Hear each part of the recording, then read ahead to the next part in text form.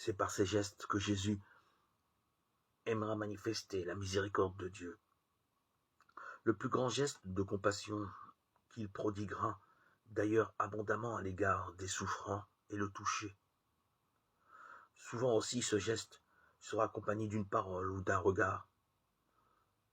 Bon nombre de guérisons des évangiles font intervenir le geste qui consiste à toucher le malade. À travers ce geste, Jésus manifeste là encore son cœur de compassion et semble souvent stimuler l'espérance des foules.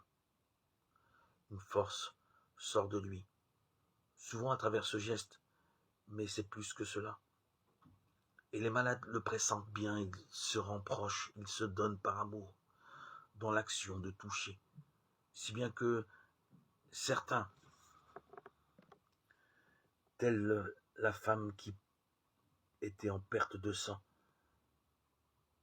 cherchent moins à être touchés qu'à toucher eux-mêmes.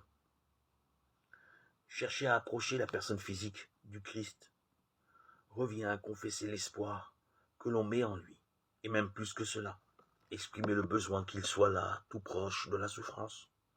On ne vient pas vers lui comme vers un magicien, on ne cherche pas ce contact par curiosité ou par sympathie, ni par révérence, hormis le geste de la pécheresse chez Simon, en Luc 7,39.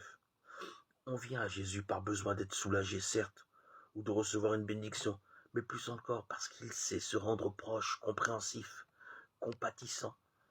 L'homme plongé dans une quelconque forme de souffrance sait intuitivement d'abord se tourner vers celui ou celle qui saura se faire consolant, confortant, miséricordieux.